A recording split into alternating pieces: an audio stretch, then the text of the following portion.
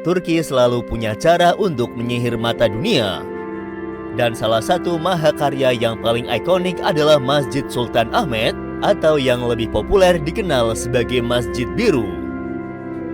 Terletak di jantung kota Istanbul, bangunan ini bukan sekedar tempat ibadah, melainkan menjadi simbol kejayaan Kesultanan Utsmaniyah atau Ottoman yang menyimpan cerita unik, mulai dari keindahan arsitekturnya hingga kontroversi sejarah yang sempat memicu ketegangan di dunia Islam. Mengapa masjid ini begitu istimewa, dan apa sebenarnya yang terjadi dengan 6 menaranya yang legendaris itu? Lebih lengkapnya, inilah videonya.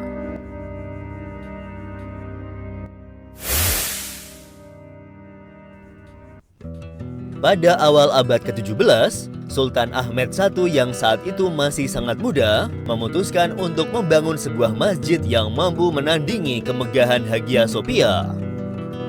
Saat itu, Hagia Sophia adalah bangunan paling megah di Istanbul yang awalnya berfungsi sebagai gereja sebelum diubah menjadi masjid.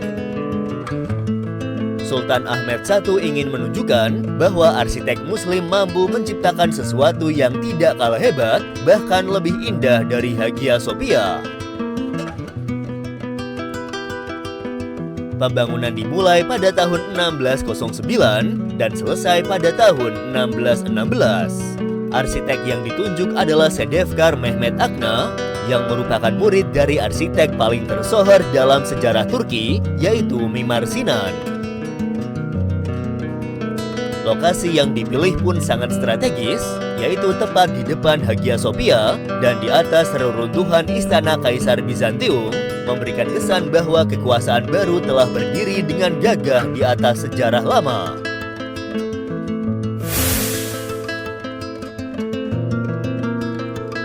Hal yang paling mencolok dari Masjid Biru adalah keberadaan 6 menaranya. Bagi orang awam, jumlah menara ini mungkin terlihat biasa saja, namun pada zaman itu, ini adalah masalah besar.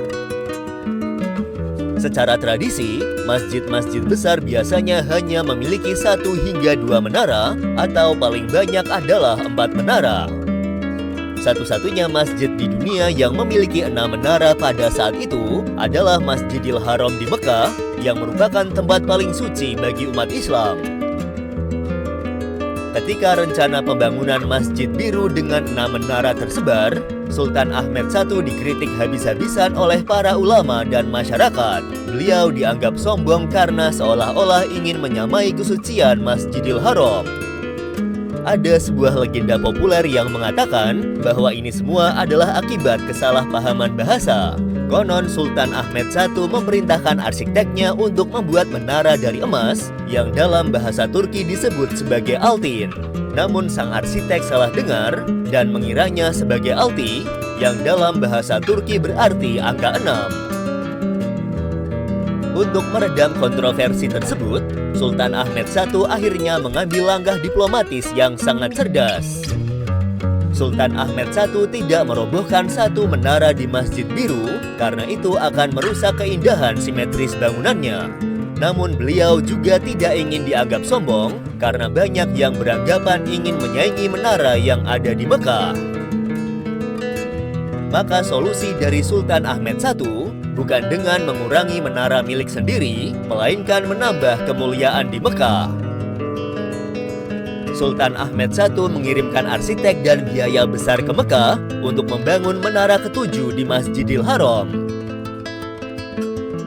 Dengan begitu, Masjidil Haram tetap menjadi masjid dengan jumlah menara terbanyak di dunia, yaitu dengan 7 menara saat itu, dan mempertahankan status keistimewaannya.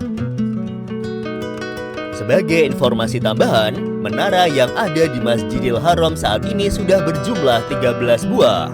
Seiring berjalannya waktu dan kebutuhan untuk menampung jamaah yang terus bertambah, jumlah 7 menara yang sebelumnya ditambahkan oleh Sultan Ahmed I akhirnya mengalami penambahan signifikan melalui proyek perluasan modern Kerajaan Arab Saudi. Pada masa Raja Fahd sekitar tahun 1988, 2 menara baru setinggi 92 meter, sehingga jumlahnya menjadi 9 menara.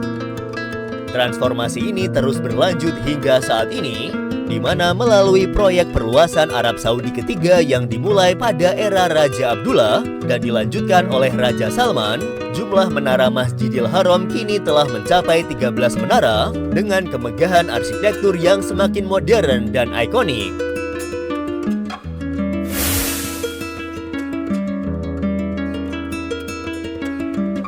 Nama Masjid Biru sebenarnya berasal dari pemandangan di dalamnya. Interior masjid ini dihiasi oleh lebih dari 20.000 keramik isnik buatan tangan yang didominasi oleh warna biru muda dan virus. Cahaya matahari yang masuk melalui lebih dari 200 jendela kaca patri menciptakan pantulan biru yang menenangkan di seluruh ruangan. Suasana inilah yang membuat para wisatawan barat menjulukinya sebagai Masjid Biru, sebuah nama yang kini justru lebih mendunia daripada nama aslinya yaitu Masjid Sultan Ahmed. Meskipun dikunjungi oleh jutaan turis setiap tahunnya, Masjid Biru tetap berfungsi sebagai masjid aktif hingga saat ini. 5 kali sehari, suara azan berkumandang dari menara-menaranya dan aktivitas wisata akan dihentikan sementara untuk memberi ruang bagi umat muslim yang ingin beribadah. Bagi pengunjung non-muslim, ada aturan berpakaian yang harus dipatuhi sebagai bentuk penghormatan. Wanita diwajibkan menggunakan penutup kepala atau kerudung dan juga pakaian yang menutup aurat. Sementara pria tidak diperkenankan memakai celana pendek di atas lutut. Pengalaman melepas alas kaki sebelum menginjak karpet tebal di dalam masjid juga memberikan kesan kedamaian tersendiri bagi siapapun yang masuk ke masjid ini. Sultan Ahmed I meninggal dunia pada usia yang sangat muda, yaitu usia 27 tahun, hanya setahun setelah masjid ini selesai dibangun.